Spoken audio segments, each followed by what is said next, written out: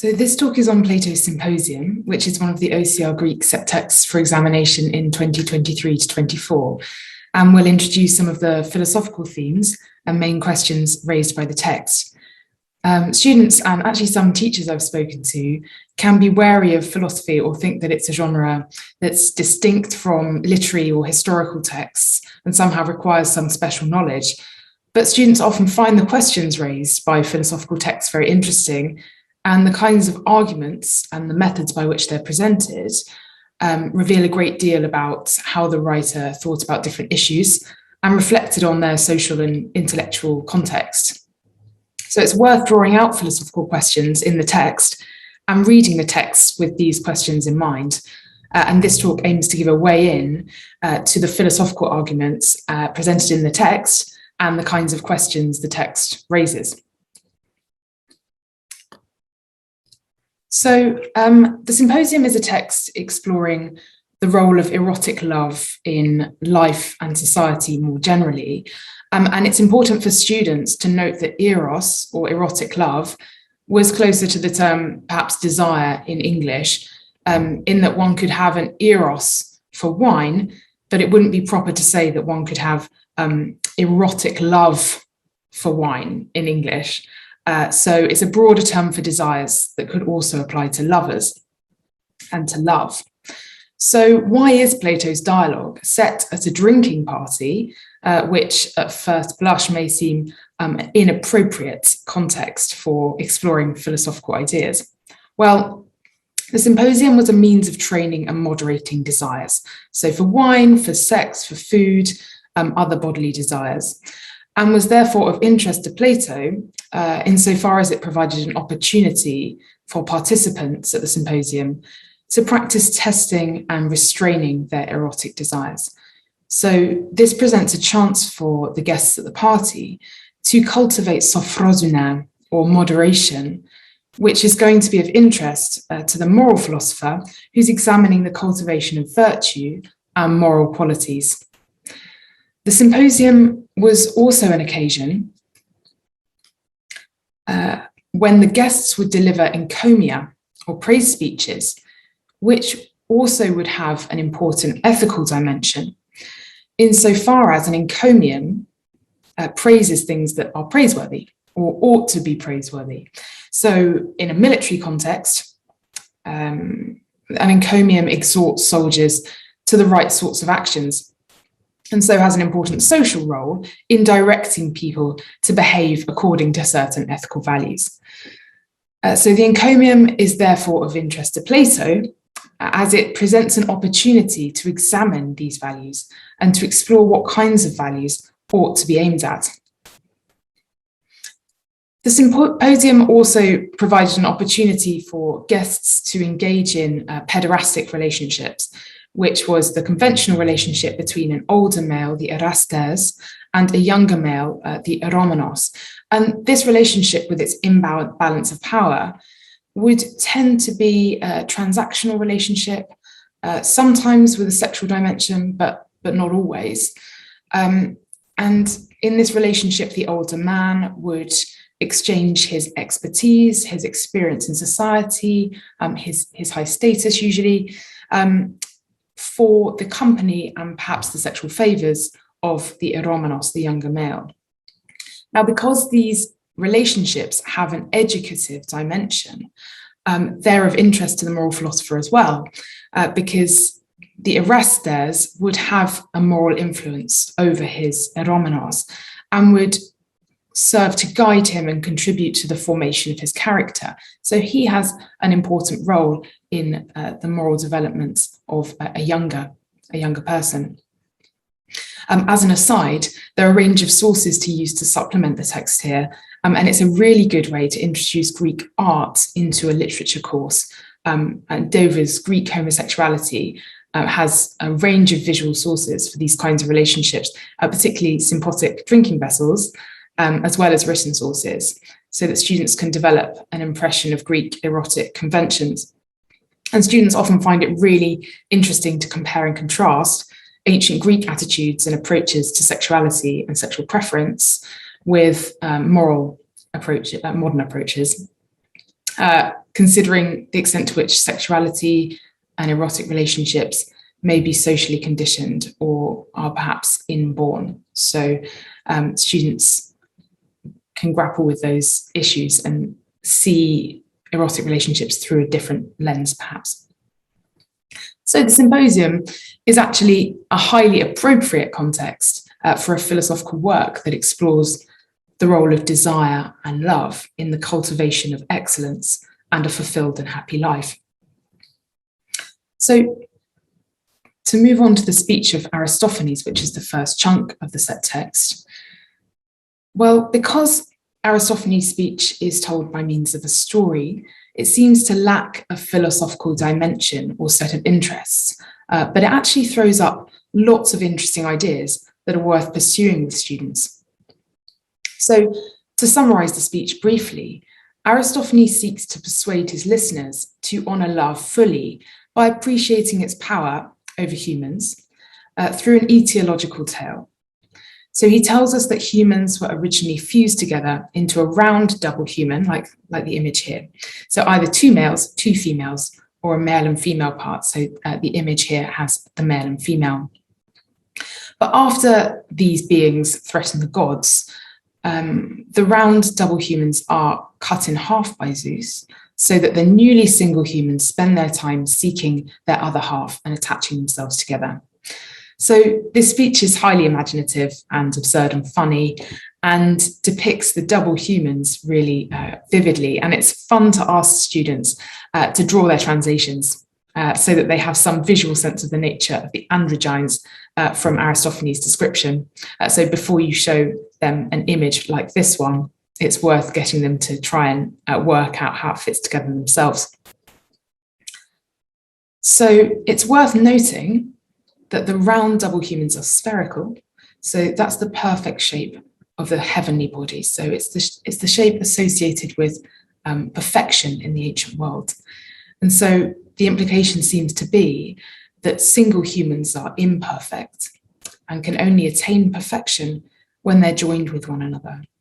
So this account also seeks to explain the differences in sexual preference, with the original double males seeking male lovers, and likewise the double females seek female lovers, and the androgynes seek to pair up with the other gender. So Aristophanes' account seeks to explain the experience of love rather than providing an account of what love should be, so a normative account.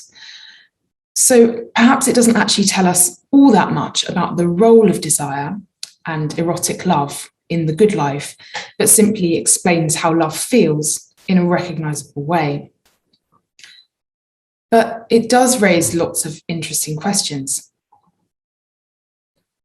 So firstly, the fact that Aristophanes explains the experience of love by means of a myth is interesting, because it can prompt us to think about how arguments are presented in Plato's work, and why he's chosen to use a myth at this particular juncture. So there may be a warning here about the role of myth, and we see a distinction in Plato between the logos, the rational account, and the mythos, the story, in other dialogues in the Republic, very clearly in the Protagoras. So we might think about why Aristophanes is choosing to use a myth in his speech rather than expressing himself in more sober, straightforward language. So why doesn't he present an argument to explain the experience of love? Why does he use a myth, a story? So we might think about the implications of this use of myth and what it might tell us about the status of the myth. And it's worth students considering the claims that Aristophanes is making in his speech by trying to extract key ideas from his story and to consider how plausible they are. So thinking about the extent to which, how much work the myth is doing here, and whether we can actually extract any serious claims from it. So some of the key questions to bear in mind throughout Aristophanes' speech are: what does this speech tell us about how we should go about pursuing erotic love and the role of erotic love in cultivating a fulfilled and happy life? Do we really think that the role of eros in a human life is simply to be joined perpetually with our beloveds? Is it true that romantic relationships are required for humans to have their needs met or to be happy? What kinds of needs are being met by romantic relationships, according to Aristophanes? And does this account capture our experience of eros? Now, clearly, students may or may not have experienced eros themselves, but we can think about the role of eros and the experience of eros as is commonly understood in society. So to move on to the speech of Socrates. So Socrates reprises and addresses this idea of need presented in Aristophanes' account, that desire is concerned with what we lack. So Aristophanes' humans are going around seeking another human to pair with because they lack their other half. But while Socrates picks up on Aristophanes' idea of eros as a kind of need, he uses the term very differently from Aristophanes, in that it's assumed that eros isn't necessarily directed at another individual or beloved or other half, but has a broader scope. It's directed towards that which we lack more generally, so what we lack in life. So Socrates begins his speech, so just before the section of the set text, he begins his speech directly after subjecting Agathon, the host of the Symposium, to what we might call characteristically Socratic questioning, with Agathon, the younger and more physically beautiful of the pair, perhaps assuming the role of the eromenos to Socrates' Erastes in the power dynamic. But this dynamic is swiftly inverted at the beginning of Socrates' speech. So Socrates introduces the figure of Diotima, who's a stranger from Mantinea, and he relates that Diotima once subjected him to the questioning when he was younger that he had been using to question Agathon.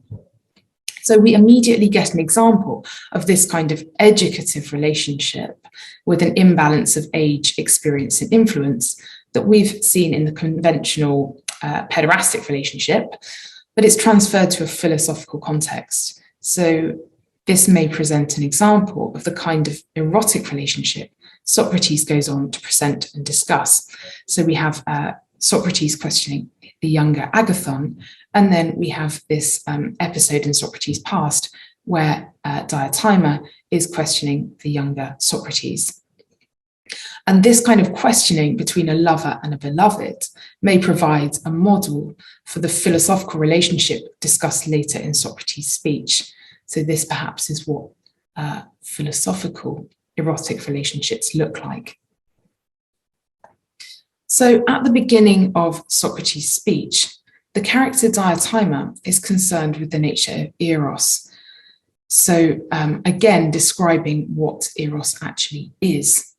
So like many of the other speeches in the Symposium, Diotima locates eros in the sphere of the divine, but states that eros is a daimon megas rather than a theos. So this means that eros is not fully divine nor fully mortal, but functions as a kind of intermediary between gods and men.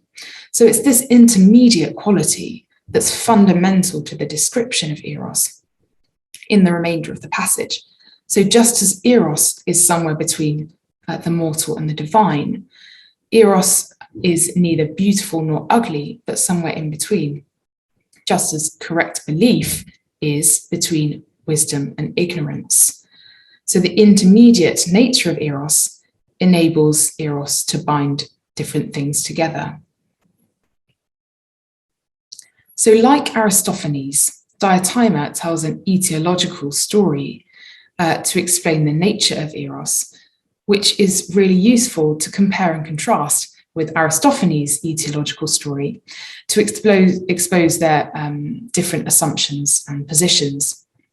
So Diotima seeks to explain the nature of eros as a desire for the beautiful, because eros was born to the god resource and the mortal poverty, whereas Aristophanes' story focuses on the human experience of eros. So through this story, Diotima characterizes eros as a state of resourceful need, which always seeks to acquire something that perpetually slips away from it. So again, the fact that this account is expressed through a mythos, through a story, just like the story of Aristophanes, means that its status as a philosophical argument is in question. And again, it may be worth considering the reasons for this in class discussion. So how does this use of mythos raise alarm bells for the status of this story or the status of this account in the philosophical discussion?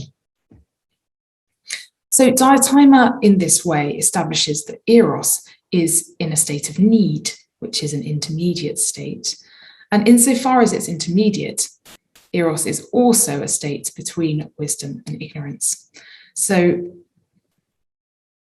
as an intermediate state, love is the pursuit of beauty and wisdom, which isn't to be confused with love and with beauty and wisdom themselves, which are just lovable.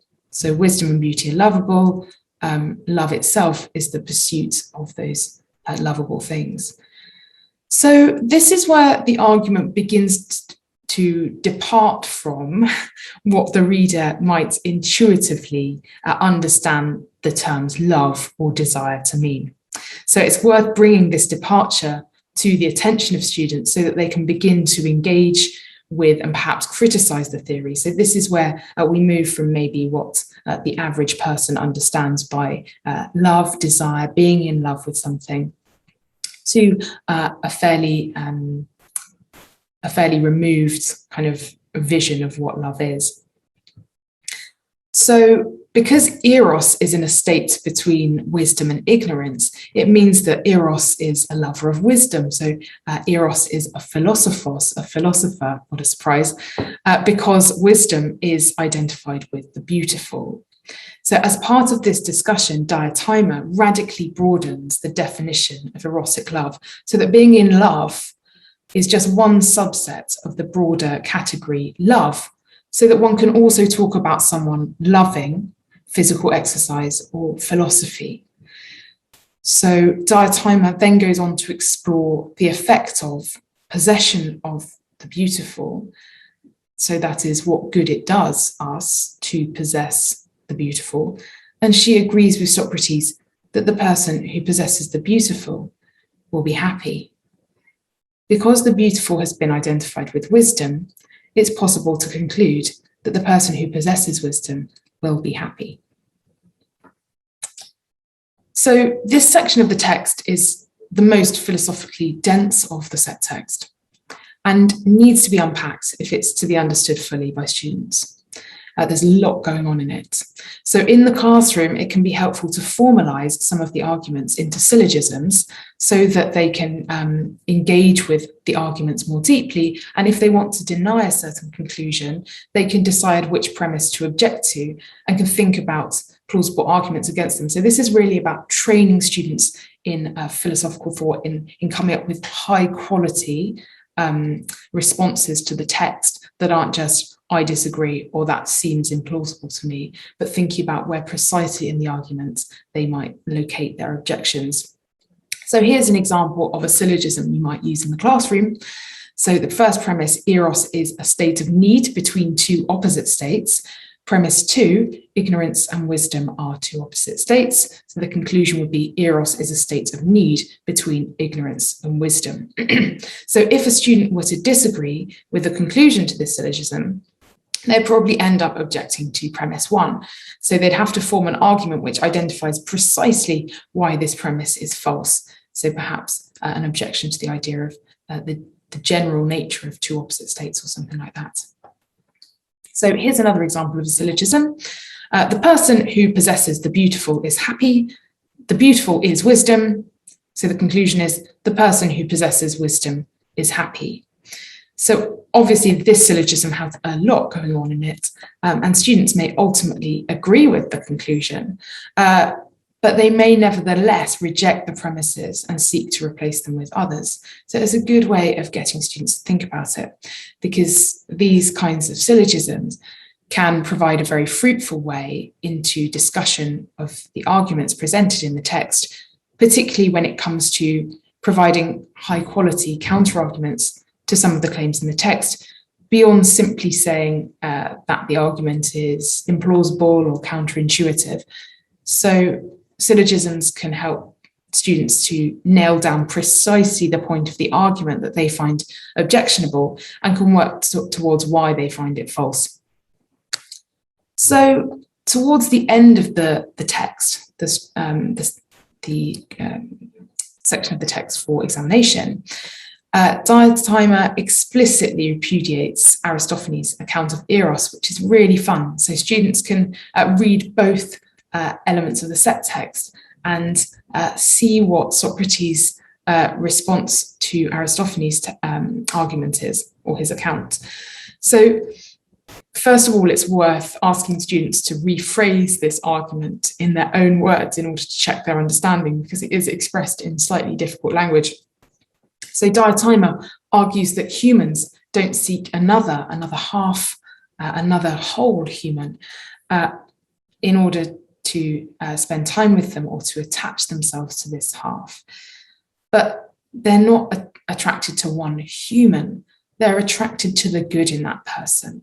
So it's not the person, him or herself, that they desire, but instead it's the good that they recognize in that person. So Aristophanes' account is wrong, Socrates suggests, because it doesn't appreciate that desire is focused towards the good in another person rather than the person themselves. So some of the questions to bear in mind throughout Socrates' speech are, is it true to suggest that, is the beloved by this account simply an instrument by which one might access the good? So there's a really famous article on this by Gregory Vlastos, who argues that Plato's account of love can only ever be instrumental, can only ever use the beloved as a source of good, and the beloved can't be appreciated as an individual in their own right. So that's the individual as an object of love in Plato.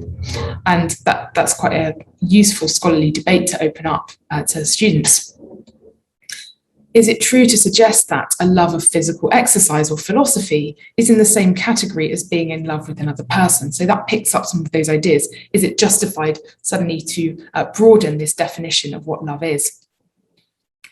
To what extent does this account capture the experience of being in love? Does a philosophical account need to capture our experience? Is that something that's required? And do we agree with Diatimer's assumption that beauty and wisdom are the same thing?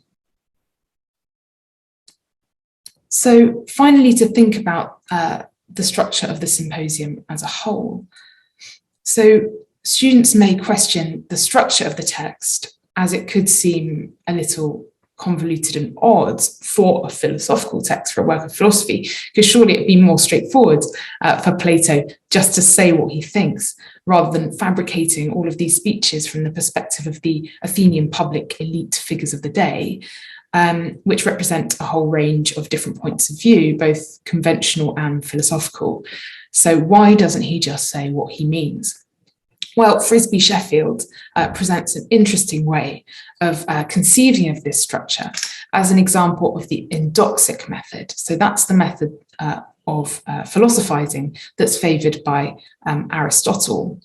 And that's the examination of the views of the many and the wise before coming to an independent philosophical conclusion that somehow synthesizes these ideas. So the views of the many, the intuitive view of the man on the street versus the views of the wise, perhaps more counterintuitive philosophical theories, and navigating both of those points of view.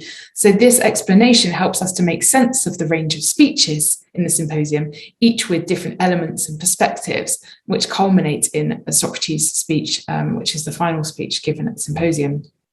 And that's a fairly plausible account for the structure of the work as a whole. So to finish off, how might one build philosophical discussion into lessons? Well, there are a range of different approaches to take. So Firstly, the use of syllogisms to engage more deeply in arguments. So especially with particularly dense arguments. So thinking about how one might remove elements of the argument and extract them to form a syllogism, to formalize the argument. So these could either be the topic of a class discussion, so you could spend a chunk of a lesson discussing a syllogism that you've produced, or after some practice, students may be able to formalize the parts of the arguments into syllogisms themselves, so that they can start to read texts and engage with the argumentative moves that are going on. If you have a translation lesson, it's worth considering posing a question at the beginning of the lesson to have answered by the end, so that there are questions on students' minds as they translate the text. So something like, to what extent does Aristophanes' speech provide an account of what love ought to be rather than how it feels? Or is Aristophanes' story simply a source of entertainment rather than anything more philosophically meaningful? So hopefully to have percolated those questions and to have some kind of answer by the end of a translation lesson. So this could also be built into preparatory work, so thinking about producing written responses to the text in which students attempt to argue the reverse of certain arguments, and they can bring something to lessons that then can be the object of discussion.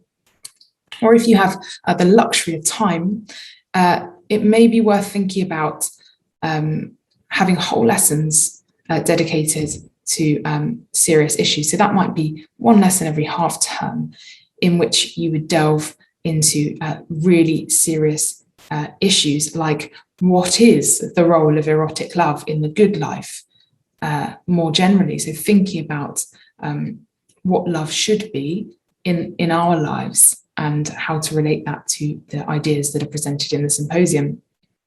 Or to what extent is sexuality, sexual preference and erotic desire culturally or socially conditioned? So those kinds of questions where they're really big issues and students can engage with them more fully. So there are clearly other important details to draw out in the speeches in this set text. And of course, Aristophanes as a comic playwright is an interesting figure to introduce through Plato's fabricated version of him. And it's really worthwhile to think about how Plato uses these famous figures to present different points of view. But nonetheless, it's so important to draw out some of the philosophical themes and arguments in the dialogue, because philosophy was, of course, such an important feature of ancient life. And there's much scope with this particular text for having general discussions about the nature and role of eros in how we organise our lives in society, which hopefully students will find really interesting.